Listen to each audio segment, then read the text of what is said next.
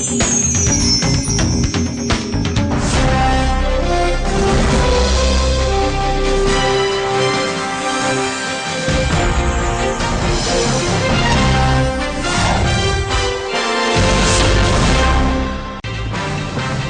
செய்திகள்.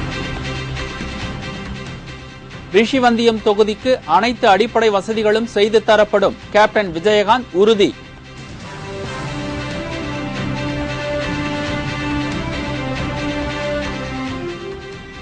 அப்சல் குருவின் கருணை மனு மீது குடியரசுத் தலைவர்தான் முடிவு எடுக்க வேண்டும், உள்துறை அமைச்சர் ப. சிதம்பரம் கருத்து.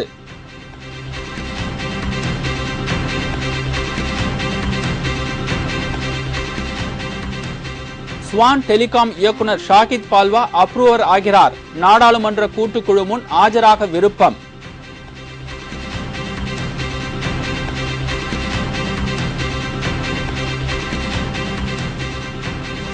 காவல்துறையில் மேலும் சீரமைப்பு, 46 உதவி ஆணையர்கள் மாற்றம்.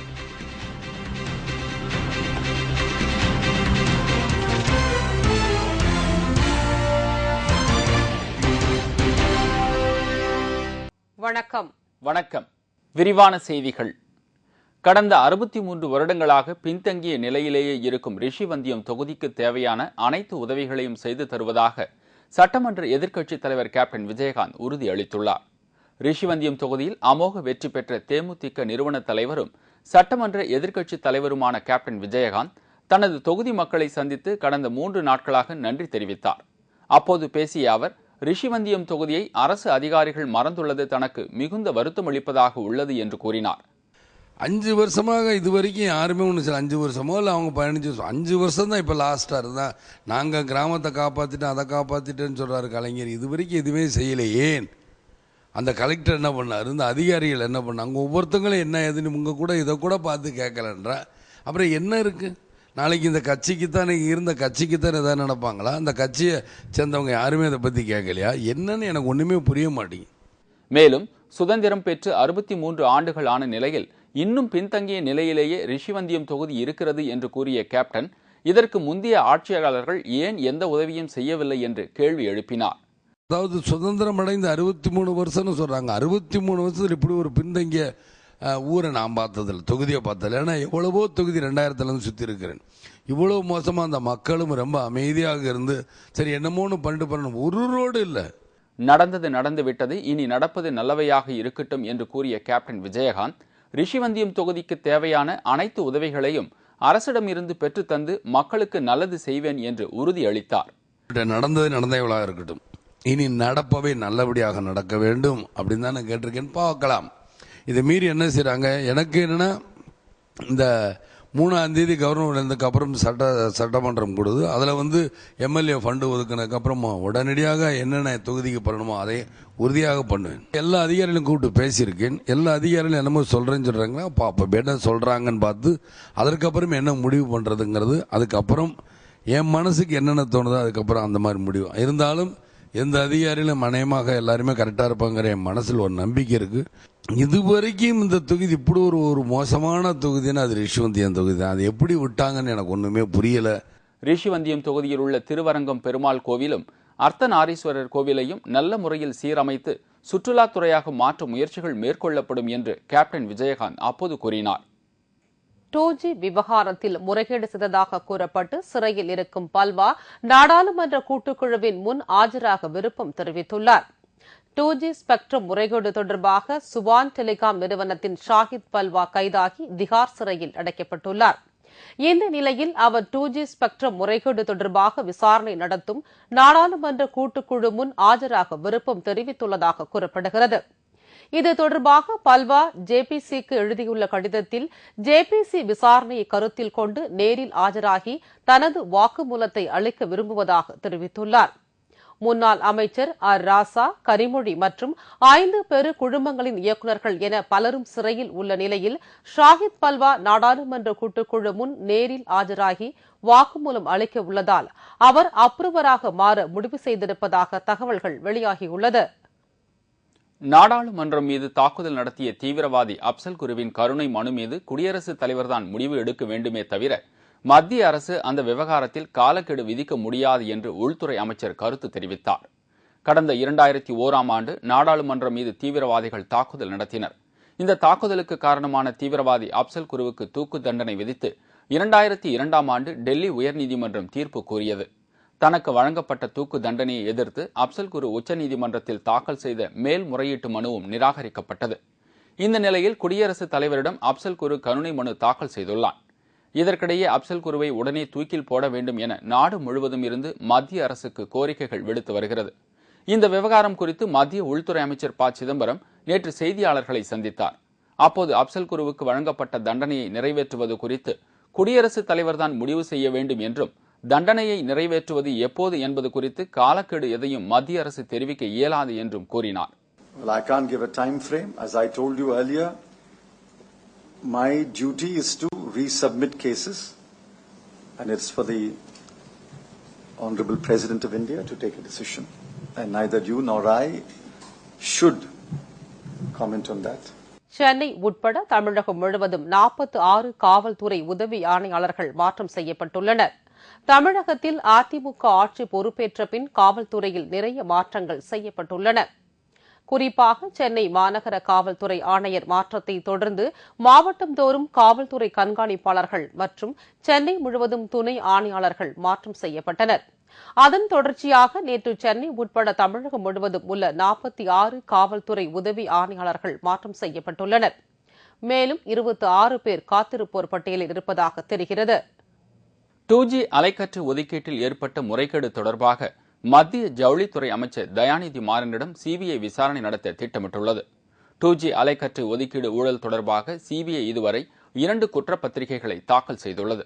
மேலும் அடுத்த வாரம் 3வது குற்றப்பத்திரிகையும் தாக்கல் செய்யும் என்று எதிர்பார்க்கப்படுகிறது.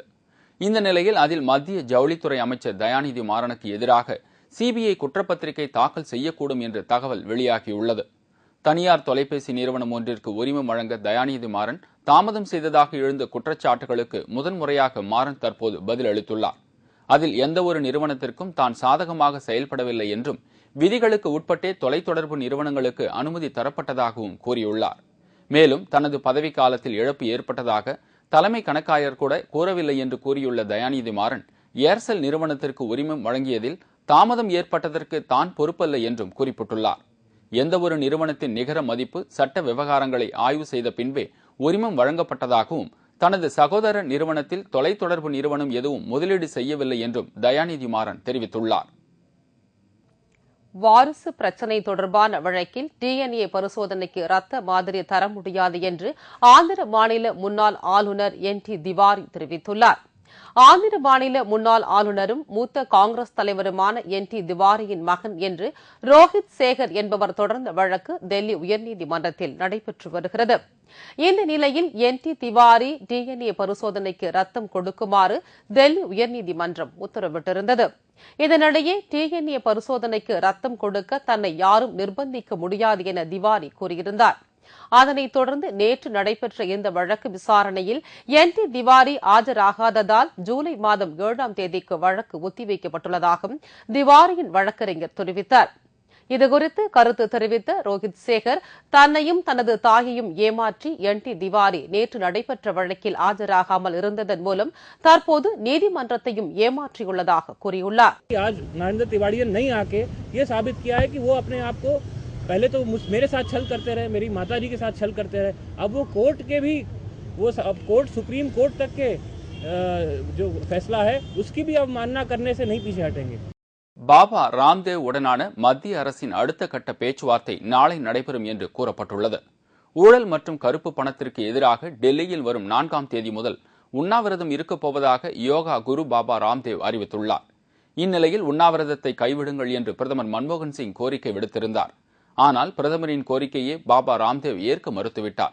அதன் பின்னர் நேற்று டெல்லி விமான நிலையத்தில் மத்திய நிதியமைச்சர் பிரணாப் முகர்ஜி, கபில் சிபில் உட்பட 4 மத்திய அமைச்சர்கள் பாபா ராம்தேவை சந்தித்து பேசினர்.